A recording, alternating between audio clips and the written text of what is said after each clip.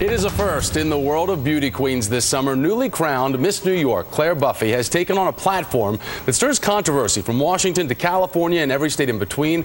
Equal rights for same-sex couples. Claire Buffy won the Miss New York pageant with a platform that calls for political and social change, and she joins us in studio now to talk about this. Claire, great to have you with us. Thank you so much for having me today. Well, let's get right into this. Why did you decide to pick such a sensitive topic? Some people would consider it to be taboo. Why did you want to make it your platform?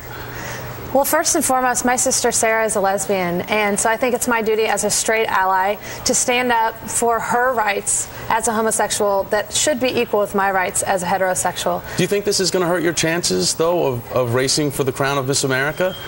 No, I think I have just as equal of an opportunity as anyone else. The Miss America organization is looking for a woman who is intelligent and compassionate and who is working every day diligently in her community to affect positive and lasting change, and that's exactly what I'm doing. So how are you doing that this year? The Miss America pageant won't be until January. January 15th from Las Vegas. And so between now and then, how are you promoting your platform? Well, I'm an executive board member of PFLAG New York City, which is Parents, Families, and Friends of Lesbians and Gays. And through PFLAG, I have been a speaker in their Safe Schools program, speaking in middle and high schools around specifically New York City public schools. But with the Miss New York title, I'm able to go throughout the state of New York and broaden that topic to the rest of New York State. In reading your essay, I was shocked to read that 30% of youth suicide can be attributed to sexual identity issues. When you hear that number, are you just startled by that? And is that part of the reason why you do this as well? I am, and that's the thing, is that gay rights, this term of gay rights is an umbrella term for so many different issues, and so many people only equate it with marriage.